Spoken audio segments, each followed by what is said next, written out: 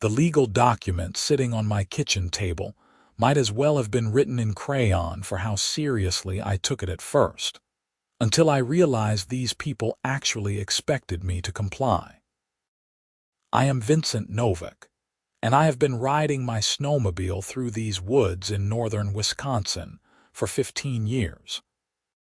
My family has owned property here in Eagle River since the 1970s, long before the Pine Haven Estates development turned half the forest into a gated community of overpriced vacation homes. The letter from the Pine Haven Estates Homeowners Association, signed by someone named Brenda Patterson, informed me in no uncertain terms that I was banned from using the snowmobile trail that ran through their development. Apparently, my snowmobile was too loud, disturbed the wildlife, and violated their community standards for peaceful enjoyment of property. I read the letter 3 times, each time getting angrier. The trail they mentioned was a public access trail maintained by the county, and it had existed decades before their development. More importantly, a section of that trail crossed through a 20-acre parcel of land that I personally owned, which sat right in the middle of their precious development like a thorn in their side. And here was the kicker that made me laugh out loud when I finally remembered it. Pine Haven Estates had been leasing a small portion of my land for the past 8 years to use as an easement for their utility lines and a drainage system. I picked up my phone and called my attorney, Marcus Webb, who had handled my real estate transactions for years. He answered on the second ring. "Marcus, I need you to pull the lease agreement between me and Pine Haven Estates, the one for the easement on my north parcel." "Sure thing, Vincent." "What's going on?" "The HOA just sent me a letter banning me from using the snowmobile trail, the one that goes directly through my own property." There was a pause, then Marcus started laughing. "You're kidding me." "Wish I was. Can you review that lease and tell me what leverage I have?" "Give me an hour. I will call you back." I spent that hour doing what I should have done months ago, which was thoroughly reviewing all my property documents. My grandfather had purchased the original 100-acre plot back in 1972, and over the years, various portions had been sold off. I still owned 50 acres total, split between 2 parcels. The main parcel held my cabin and 20 acres of woods. The second parcel, the one that mattered right now, was 20 acres of prime forest land that sat directly in the path of the snowmobile trail and happened to be surrounded on 3 sides by Pine Haven Estates. When the development company had first approached me about buying that land 8 years ago, I had refused. They had offered a ridiculous lowball price, and I had no interest in selling. Then they came back asking to lease a small portion for utilities, and I had agreed to a 10-year lease at what seemed like a fair rate. The lease brought me about $12,000 annually, which was decent passive income for land I was not actively using. Marcus called back exactly 53 minutes later. "Vincent, you are sitting on a gold mine here. First, the lease clearly states they are renting the land for utility access only. Second, there is a clause you insisted on, do you remember? The lease is contingent on your continued access rights to all portions of your property via existing trails and roads." "I remember now. You told me to add that in case I ever wanted to develop or sell." "Exactly. And third, the lease is up for renewal in 4 months. They have an option to renew for another 10 years, but that renewal requires your consent." I smiled for the first time since reading that letter. "So what you are telling me is they just threatened to ban me from my own property, while simultaneously depending on my goodwill to continue their lease." "That is exactly what I am telling you. And Vincent, I looked up the property values in that area. If they had to relocate those utility lines and redesign their drainage system, we are talking at least $300,000 in work, probably more, plus the headache of getting new permits and easements from other property owners. What do you suggest I do? Write them a polite letter explaining that you own the land, that the trail crosses your property, and that any attempt to restrict your access violates your property rights and the terms of your lease agreement with them. I will draft it for you. Make it professional but firm. And if they push back, then we remind them that their lease is up soon and you are considering your options. Marcus sent me the draft letter that evening. It was perfect, polite but unmistakably clear about where I stood. I printed it, signed it, and mailed it certified mail the next morning to the Pine Haven Estates HOA board. 3 days later, my phone rang from an unknown number. I answered to find an extremely irritated woman on the other end. "Is this Vincent Novak speaking?"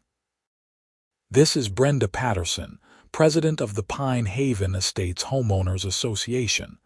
I received your letter, and I have to say I find your tone very concerning." I leaned back in my chair, keeping my voice level. "My tone? You sent me a letter banning me from using a public trail that crosses my own property. I was actually being generous by just clarifying the situation instead of calling my attorney first. The trail runs through our community. Our residents have complained about the noise from your snowmobile. We have every right to establish quiet hours and community standards. You have every right to establish rules for your own property, Brenda. You do not have any right to tell me what I can do on my property. The trail is maintained by Vilas County, and the section you are complaining about crosses land that I own. That is not how our legal counsel sees it. The trail is a recreational path that benefits the community, but property owners along the trail have the right to restrict usage if it creates a nuisance. I felt my patience wearing thin. Your legal counsel should probably review your own lease agreement with me. The one where you pay me $12,000 a year to run your utilities through my land. The lease that specifically preserves my access rights to all my property. There was silence on the other end. Then, what exactly are you implying? I am not implying anything. I am stating facts. You lease my land. That lease is up for renewal in 4 months, and you just tried to ban me from accessing my own property. How do you think that makes me feel about renewing your lease? Her voice went up an octave. Are you threatening us? No, I am explaining reality. You made a choice to pick a fight with your landlord. I am simply responding. Our attorney said the property records show the trail as a public easement. That means it is public land, not yours. I pinched the bridge of my nose. The easement allows public use, but I still own the underlying land. An easement is not the same as ownership. Did your attorney actually tell you that you own the trail, or did you just assume? I will have to consult with the board. This is not over. Take your time. Just remember that lease renewal deadline. She hung up without saying goodbye. I sat there for a minute, wondering if I had been too harsh. Then I remembered the dismissive tone in her original letter, the way she had just assumed she could dictate terms to me, and I stopped worrying about it. Over the next week, I made a point of riding my snowmobile every single day. The snow had been excellent that winter, and the trails were in perfect condition. Each time I passed through the section that bordered Pine Haven Estates, I kept my speed reasonable and my noise level as low as possible. I was not trying to antagonize anyone, but I was also not going to be bullied off my own land. On the 8th day, I found a wooden barricade across the trail. Someone had dragged 2 large logs across the path and tied them together with rope. It was not a professional job, but it was effective enough to block a snowmobile. I stopped, took several photos with my phone, and then spent 20 minutes dragging the logs off to the side. I made sure to pile them neatly in a spot where they would not block the trail or create a hazard. That evening, I called Marcus again and sent him the photos. "They are escalating," he said after reviewing the images. "This is actually good for us. They are actively interfering with your property rights now. We could sue for an injunction." "I do not want to sue. I just want to ride my snowmobile in peace." "Then let me send them a more formal letter. This one will be on law firm letterhead and will explicitly mention the possibility of legal action if they continue to interfere with your access."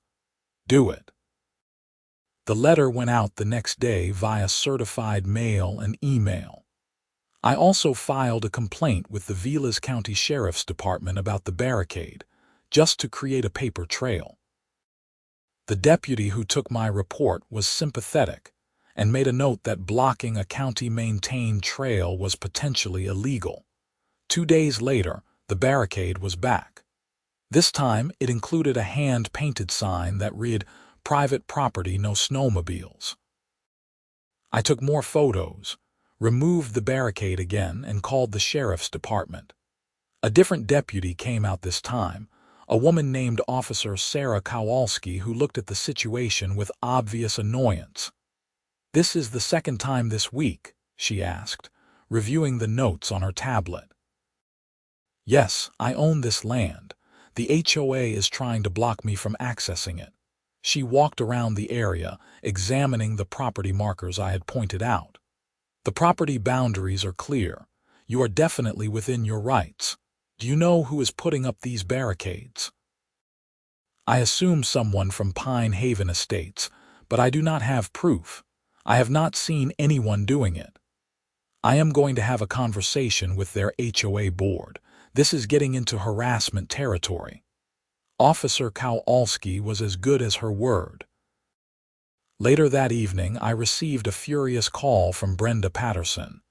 "You called the police on us. Are you serious right now? You keep blocking a county trail. What did you expect me to do? We are trying to protect our community. Your snowmobile is destroying the peaceful environment our residents paid for. Your residents paid for houses in a development. They did not buy the right to control what happens on neighboring property. And Brenda, I am going to be very clear with you now. Every time you put up a barricade, I am going to call the sheriff. Every single time. And I am documenting everything for the lawsuit my attorney is preparing." "Lawsuit? Over what?" "Harassment, interference with property rights, tortious interference with my use of the easement, and anything else my attorney can think of. You had a simple situation. I ride my snowmobile on a trail that crosses my property. You could have just left it alone. But you decided to make this a war, and now you are going to lose. The board will fight this. We have money for legal fees. So do I. And unlike your HOA, I do not have to convince a board to approve my legal strategy. I can make decisions immediately. Also, have you told your board members that your fight with me might cost them $300,000 to relocate utilities when I do not renew the lease? You are bluffing. You would not give up $12,000 a year just to spite us. Try me. I have been riding these trails for 15 years. My father rode them before me and my grandfather before him. That $12,000 is nice, but it is not worth letting you push me around." This time I hung up on her. The next morning, I woke up to find 3 people standing at the edge of my property with surveying equipment. I pulled on my boots and jacket and walked out to meet them. "Can I help you?" A man in an orange vest looked up from his tripod. "We are from Northwood Surveying. Pine Haven Estates, HOA hired us to verify the property boundaries along this trail." I nodded slowly. "They are trying to prove I do not own this land. We just go where we are hired to go. But between you and me, the property records are pretty clear. This is definitely your parcel. Do what you need to do. Just do not block the trail while you are working. They spent 4 hours taking measurements and photographs. I watched from my cabin, amused at the desperation. 2 days later, I received a certified letter from Pine Haven Estates admitting that I did, in fact, own the land in question, but arguing that the public easement for the trail meant I could not exclude anyone from using it, which meant I also could not use it in a way that violated their community standards. It was the most circular logic I had ever seen in print. Marcus called me laughing after I forwarded him the letter. They are grasping at straws. Their attorney has to know this argument will not hold up in court. Public easement means the public can use it, not that you lose your property rights. So what happens now? Now we wait. The lease renewal is coming up in 8 weeks. They are going to realize they need you more than you need them. But Brenda Patterson was not done yet. The following week, I received a notice that Pine Haven Estates was hosting a community meeting to discuss trail safety and usage concerns. The meeting was open to all property owners in the area, which technically included me since my land was surrounded by their development. I decided to attend. The meeting was held in the Pine Haven Estates clubhouse, a fancy building with vaulted ceilings and a stone fireplace that probably cost more than my entire cabin. About 40 people were scattered around the room in folding chairs. I recognized a few faces from around town, but most were clearly seasonal residents or retirees I had never met. Brenda Patterson stood at the front with 2 other board members, a balding man named Gerald Morrison and a thin woman named Susan Hartley. Brenda looked shocked when I walked in and took a seat in the back row. "Thank you all for coming," Brenda began, her voice artificially sweet. "We have called this meeting to address a serious safety concern affecting our community. As many of you know, there is a snowmobile trail that runs through our development. Recently, we have had issues with excessive noise, reckless driving, and safety concerns related to this trail." She clicked a remote, and a projector screen showed a photo of me on my snowmobile. It had clearly been taken without my knowledge from someone's window. This individual, Vincent Novak, has been repeatedly using this trail despite warnings from the HOA. His snowmobile is extremely loud and has been disturbing residents at all hours. I raised my hand. Brenda looked like she had swallowed a lemon. "Yes, Vincent. Just to clarify, I have never ridden my snowmobile before 8 in the morning or after 7 at night. I do not think that counts as all hours. Also, Wisconsin law allows snowmobiles on designated trails with no time restrictions, so even if I did, it would be legal." A few people in the audience turned to look at me. An older man in the 3rd row spoke up. "Hold on, I remember you. Your family has been here for decades, right? You are the one who owns that parcel in the middle of the development." "That is correct."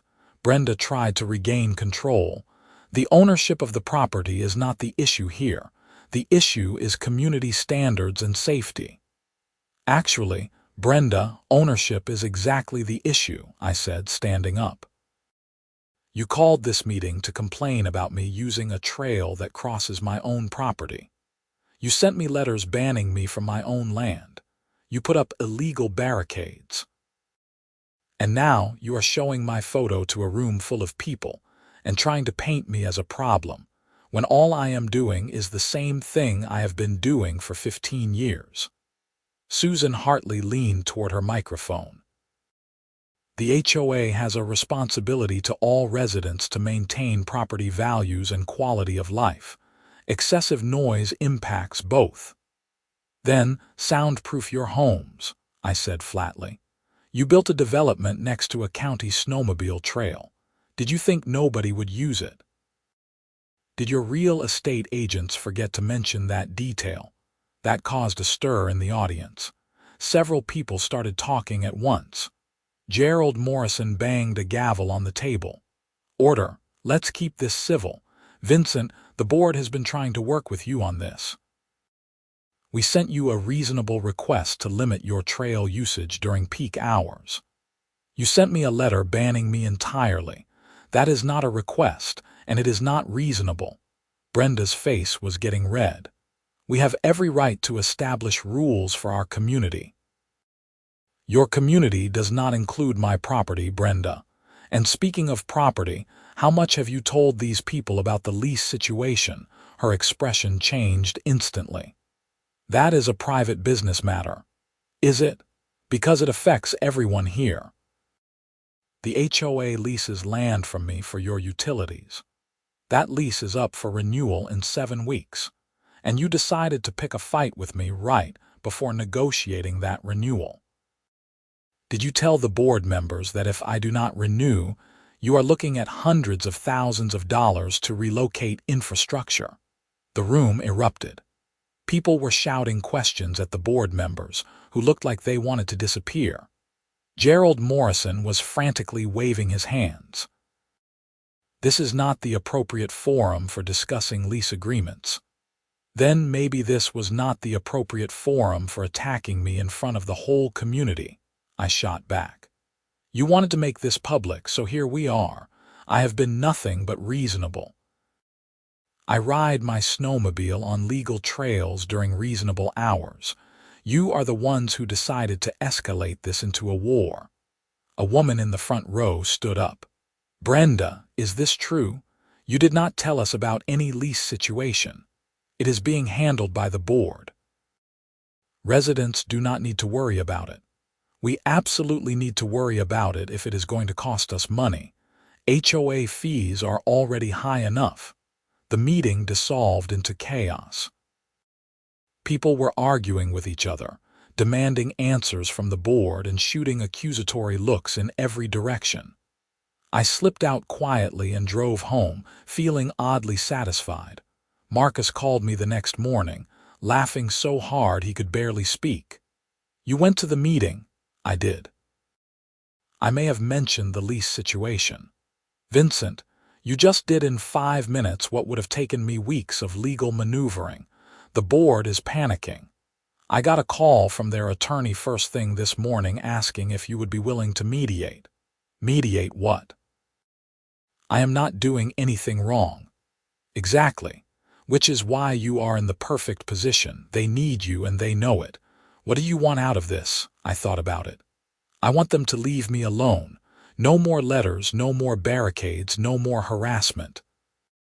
I want a written acknowledgement that I have full access rights to my property and the trail. And I want an apology. That is reasonable. What about the lease renewal? If they agree to my terms and stop harassing me, I will renew at the current rate for another 10 years. But the lease agreement gets amended to include stronger language about my access rights and penalties if they violate them. I will communicate that to their attorney. Sit tight. The next 3 days were quiet. No barricades appeared on the trail, no angry phone calls. I rode my snowmobile twice, half expecting some new confrontation, but nothing happened. On the 4th day, I received a formal mediation request from Pine Haven Estates attorney, a man named Richard Stoltz. The proposed mediation date was the following Tuesday at Marcus's office in downtown Eagle River. I agreed. Tuesday morning was bitterly cold, the kind of Wisconsin winter day where the air hurt your face. I dressed in my nicest jeans and a button-down shirt, which was about as formal as I got, and drove into town. Marcus's office was in a renovated historic building on Wall Street, all warm wood and leather chairs. When I arrived, Brenda Patterson was already there with Gerald Morrison and their attorney, Richard Stoltz. Stoltz was a short, nervous-looking man in an expensive suit. He stood and shook my hand with a grip like a dead fish. Mr. Novak, thank you for agreeing to meet. I think we can find a resolution that works for everyone. We sat around a conference table. Marcus laid out some documents and got straight to the point. My client's position is simple. He wants to use his property without harassment. He has been more than reasonable, and your HOA has overstepped repeatedly. However, Mr. Novak is willing to put this behind us if certain conditions are met. Stoltz nodded. We understand there have been some misunderstandings. The board's primary concern is community harmony. Misunderstandings? I could not help myself. You sent me a letter banning me from my own property. You put up illegal barricades. You displayed my photo at a community meeting like I was a wanted criminal. Those were not misunderstandings. Those were deliberate actions. Brenda started to speak, but Stoltz held up a hand. Mr. Novak, you are right. The board's approach was overly aggressive. We acknowledge that. We are prepared to offer a formal apology and a guarantee that no further action will be taken to restrict your property access. In writing, Marcus said, and it needs to be recorded with the county so it binds all future HOA boards, not just this one. Agreed, Stoltz said, making notes. What about the lease? Gerald Morrison asked. He looked exhausted, like he had not slept in days. Are you willing to discuss renewal terms? I am willing to renew for another 10 years at the current rate, with 2 conditions. First, the lease gets amended to include explicit protections for my access rights, with liquidated damages if you interfere. Second, you pay for the legal costs of drafting the amendment. Stoltz looked at Brenda, who nodded reluctantly. We can agree to that. Then we have a deal, Marcus said. I will draft the settlement agreement and the lease amendment this week. We can sign everything next Monday. Brenda cleared her throat. Vincent, I do want to apologize. I thought I was protecting our residents, but I did not fully understand the legal situation. It was not personal. I looked at her for a long moment. It felt pretty personal when you put my photo up in front of 40 people. But I accept your apology. Just remember this in the future. Not everything needs to be a fight. We shook hands awkwardly and went our separate ways. Marcus and I grabbed lunch at a diner down the street afterward. You handled that well, he said, digging into a burger. You could have squeezed them for more money on the lease, you know. They were desperate. I do not need more money. I just wanted to be left alone. Not everyone would see it that way. Most people would have tried to maximize their leverage. I shrugged. My grandfather taught me that you do not have to win every battle. Sometimes it is enough to just not lose. The following Monday, I returned to Marcus's office to sign the settlement agreement and the amended lease. This time, the whole HOA board was there, along with Richard Stoltz. We went through each document carefully, and I made sure every detail was exactly as we had discussed. The settlement agreement included a formal apology from the HOA, an acknowledgement that I had full rights to use the trail across my property, and a commitment that the HOA would not interfere with my access in any way.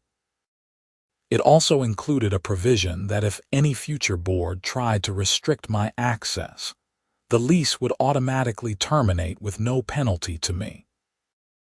The lease amendment added language specifying that my access rights were fundamental to the agreement, and that any interference would result in a $10,000 penalty per incident, payable within 30 days.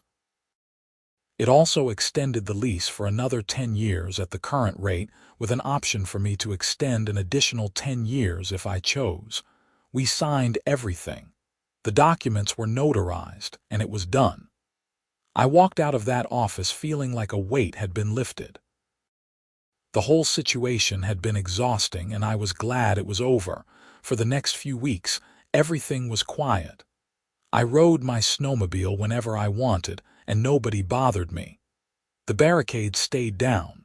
No more angry letters arrived. I even saw a few Pine Haven Estates residents on the trail one afternoon, and we waved at each other politely. Then, in mid-February, something unexpected happened. I was in town getting supplies when I ran into Gerald Morrison at the hardware store. He looked uncomfortable when he saw me, but he walked over anyway. "Vincent, do you have a minute?" "Sure, what is up?" "I wanted to thank you for being reasonable about the lease renewal, and I wanted you to know that Brenda resigned from the HOA board last week." That surprised me. She resigned. The other residents were furious when they found out how badly she mishandled the whole situation. There was a vote of no confidence. She stepped down rather than be removed. Susan Hartley is the new president. I did not want anyone to lose their position over this. Gerald shook his head. "You did not cause it. Brenda did. She made decisions without consulting the full board, and she did not tell us about the lease situation until after you brought it up at the community meeting. That is on her, not you." "Well, I hope things go smoother now." "They will." Susan is much more level-headed. She actually wanted me to ask you something. We are having a community winter festival next month at the clubhouse. Food, music, ice fishing contest on the lake. The whole neighborhood is invited. We would like you to come." I hesitated. "I do not know, Gerald. I am not exactly popular over there. You would be surprised.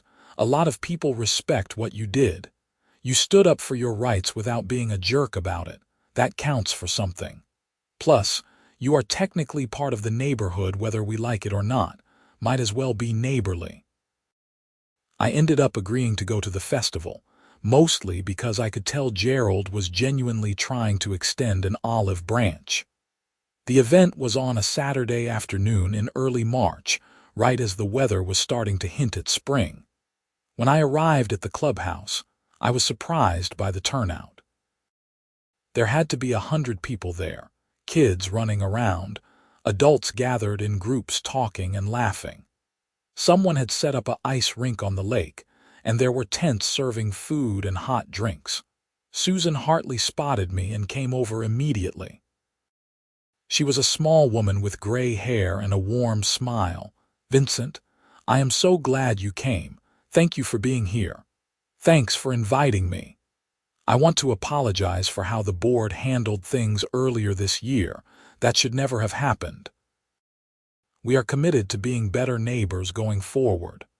I appreciate that. She introduced me to several other residents, and to my surprise, everyone was friendly. A few people even thanked me for renewing the lease, saying they had been worried about the costs if the utilities had to be relocated. One couple, Bob and Linda Chen, invited me to join them at their fire pit, and we spent an hour talking about snowmobiling, fishing, and life in Eagle River.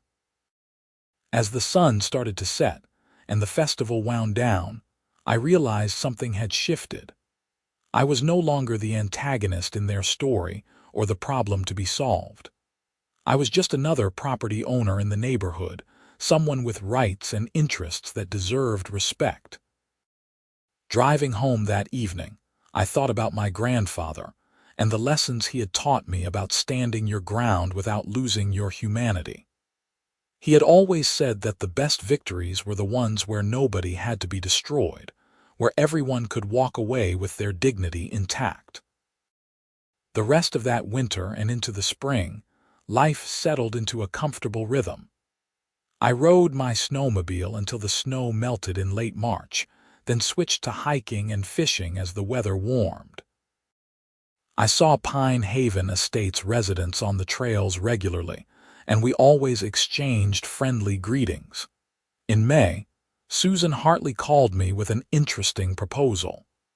The HOA wanted to organize a community trail cleanup day, and they wanted to include the section that crossed my property. Would I be willing to participate? I agreed immediately. On a sunny Saturday morning, about 20 of us gathered at the trailhead with garbage bags, rakes, and tools. We spent 4 hours clearing debris, marking hazards, and improving the trail surface.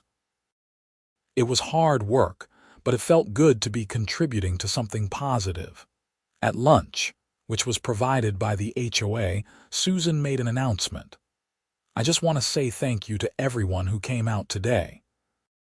And I especially want to thank Vincent Novak, who not only let us work on the trail that crosses his property, but who has been a great neighbor despite a rocky start earlier this year. Vincent, we are lucky to have you as part of this community. Everyone applauded, and I felt my face get warm. It was a simple gesture, but it meant more than I expected. As spring turned to summer, I almost forgot about the whole conflict. It felt like something from another lifetime, a problem that had been solved and moved past. The lease payments came on time, my property was respected, and the neighborhood had settled into a peaceful coexistence. Then, in July, I got a call from Marcus. Vincent, I just got something interesting. Pine Haven Estates is asking if you would be willing to sell them the utility easement instead of leasing it. They are offering a lump sum payment. How much? $150,000 for a permanent easement with all your access rights preserved. I thought about it. $150,000 was more than 12 years' worth of lease payments, and it would eliminate any future disputes about renewals or terms. What do you think? I asked. Financially, it is a good deal. You get a big payment now instead of waiting years for the same amount. And with the settlement agreement already recorded, your access rights are protected regardless. The only downside is you lose the recurring income. But I gain peace of mind. No more negotiations every 10 years, no more worries about future HOA boards trying to pull something. Exactly. I made my decision. Tell them yes, but only if they agree to one additional term. The permanent easement agreement has to include a clause stating that if the HOA ever attempts to restrict my property access again, the easement reverts to me, and they have to remove their utilities at their own expense. Make it painful enough that no future board will even consider it. That is a smart play. I will draft it. The negotiations took another month, but in August we finalized the permanent easement agreement. Pine Haven Estates paid me $150,000. I signed over permanent rights for the utility lines and drainage system on my property, and the agreement included the harsh penalty clause I had requested.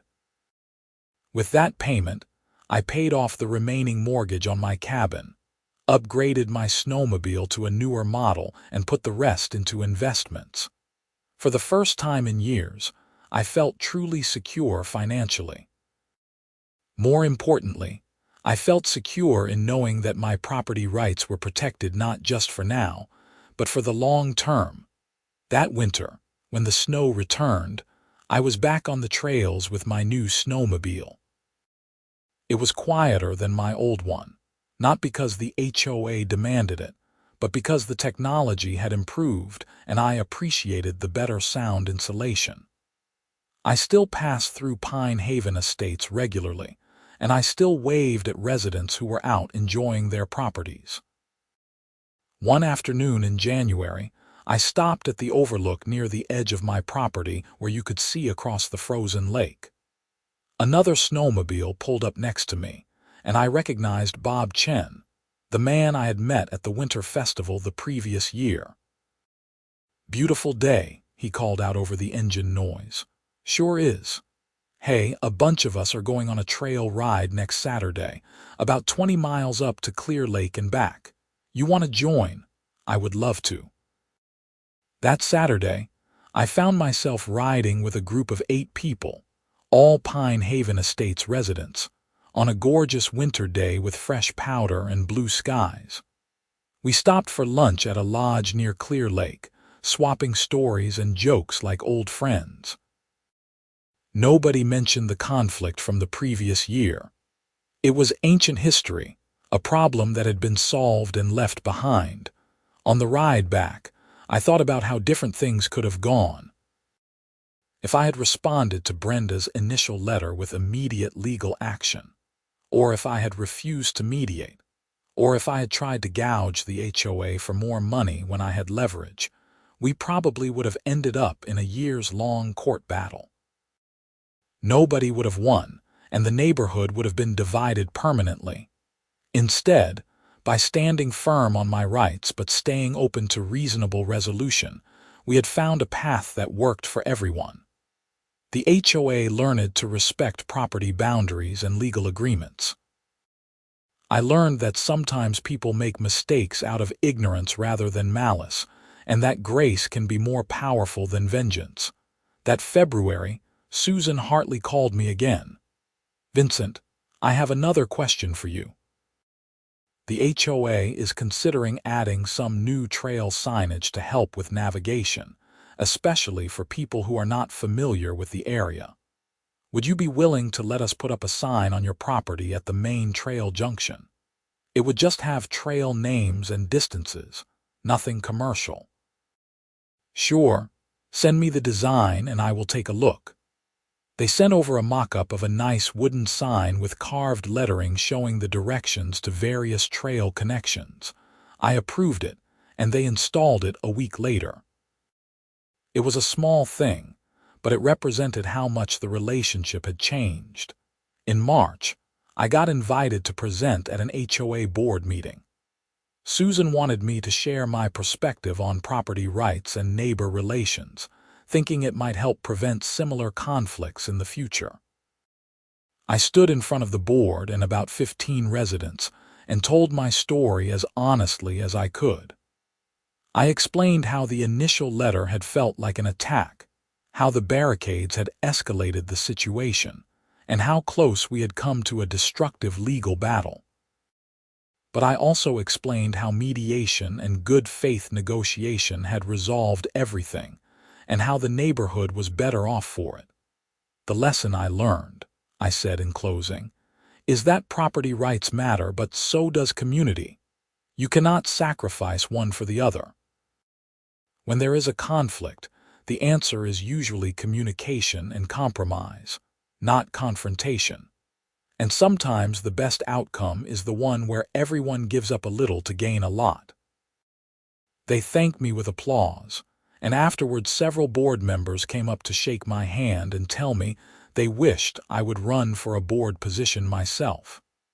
I politely declined, explaining that I preferred to stay independent, but I appreciated the sentiment. As spring arrived again and the snow melted, I reflected on the entire experience. What had started as a simple dispute over snowmobile access had turned into a complex conflict involving property rights, lease agreements, community politics, and personal relationships. It could have destroyed the neighborhood's cohesion and cost everyone a lot of money.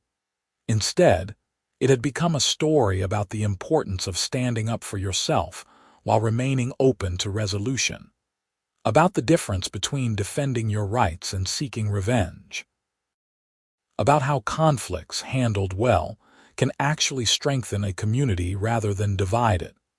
I continued to be an active part of the neighborhood, attending events, participating in trail maintenance, and building friendships with people I never would have met otherwise. The permanent easement gave both me and the HOA peace of mind, knowing that the utility situation was settled forever. My new snowmobile served me well through several more winters, and I never again faced any restrictions on using the trails. The county maintained the paths, the HOA respected boundaries, and everyone went about their lives without drama. Years later, when I would tell this story to friends over beers, they always asked the same question. "Were not you tempted to just refuse to renew the lease and make them pay to relocate everything?" My answer was always the same. For about 5 minutes, sure. But then I realized that destroying them would not make me happy. It would just make me the kind of person who uses power to hurt others. I would rather be the kind of person who uses leverage to find solutions. That philosophy served me well not just in this situation, but in many others throughout my life. When you approach conflicts as problems to solve rather than wars to win, you end up with better outcomes and fewer enemies. The land that my grandfather bought in 1972 remained in the family, a peaceful piece of northern Wisconsin forest where I could escape the pressures of the modern world. The cabin stayed simple and comfortable, a place to unplug and reconnect with nature. The trails continued to wind through the woods, offering adventure and beauty to anyone who wanted to explore them. And Pine Haven Estates, once a source of conflict and frustration, became simply another part of the neighborhood. Their residents were my neighbors, their events were community gatherings I attended, and their HOA board was a group of people trying their best to manage a complex organization. Was the conflict worth it? In a strange way, yes. It forced important conversations about property rights, community standards, and mutual respect. It created relationships that never would have formed otherwise, and it taught me valuable lessons about standing firm, communicating clearly, and choosing resolution over revenge. The trail still crosses my land, winding through pine trees and over gentle hills. In winter, snowmobiles carve fresh tracks through the powder. In summer, hikers and mountain bikers enjoy the shade and scenery. The land serves its purpose, providing recreation and beauty to everyone who respects it. And somewhere in a filing cabinet in Marcus's office, there sits a permanent easement agreement with a clause that protects my access rights in perpetuity. It is a reminder that sometimes the best defense is a good contract, and that legal protections, properly crafted, can prevent conflicts before they start. As I sit here now, looking out at the snow falling gently through the pine trees, I feel grateful for how everything turned out. The HOA learned their lesson about overreach. I learned mine about the power of leverage tempered with restraint. And the neighborhood learned that conflicts can be resolved when people choose dialogue over confrontation. My snowmobile sits in the garage, ready for the next ride. The trails are groomed and waiting. And somewhere in Pine Haven Estates, the utility lines that run through my property continue to provide power and drainage to homes full of families enjoying their peace of the Northwoods. It is a good reminder that beneath every conflict between people and institutions, there are usually shared interests and common ground. We all wanted the same things: to enjoy our properties, to live in peace, and to be part of a thriving community. The only question was whether we could find a way to achieve those goals together rather than fighting over them separately. In the end, we did.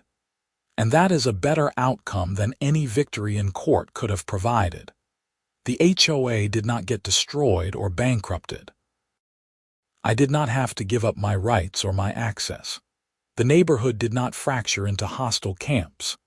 Instead, everyone made reasonable compromises, legal protections were established, and life went on.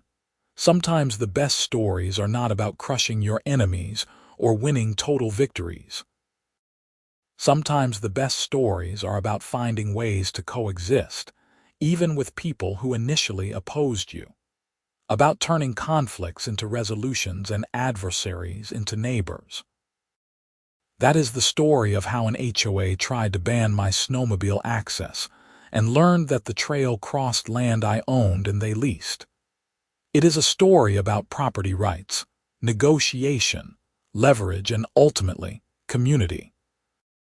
And while it started with conflict and frustration, it ended with handshakes, friendships, and a permanent solution that protected everyone's interests. As winter settles in once again, and the snow piles high around my cabin, I prepare for another season of trail riding. The routes are familiar now, worn smooth by years of use. But they never get old, because every ride offers something new. A deer crossing the path, a perfect sunset over the frozen lake, the simple joy of movement through a pristine winter landscape. The HOA letters are long gone, recycled and forgotten. The barricades were removed and never returned. The conflict that once consumed so much energy and attention has faded into a story I occasionally tell, a lesson learned and applied elsewhere in life. And through it all, the land endures.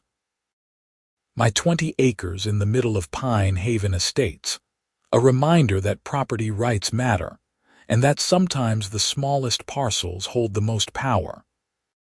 Not power to destroy or dominate, but power to preserve, protect, and occasionally, when necessary, to push back against overreach with firm but fair resistance. The trail continues on, crossing boundaries and connecting communities, serving its purpose year after year. And I continue on too, riding those trails with respect for the land, appreciation for hard-won legal protections, and gratitude for neighbors who learned, as I did, that the best solutions come from working together rather than fighting apart. That is the real ending to this story. Not a dramatic courtroom victory or a destroyed HOA, but something quieter and more meaningful. A community that faced conflict, worked through it, and came out stronger on the other side. A man who stood up for his rights without losing his humanity. And a piece of land that continues to serve its purpose, providing beauty, recreation, and occasionally, important lessons about the balance between individual rights and collective responsibility.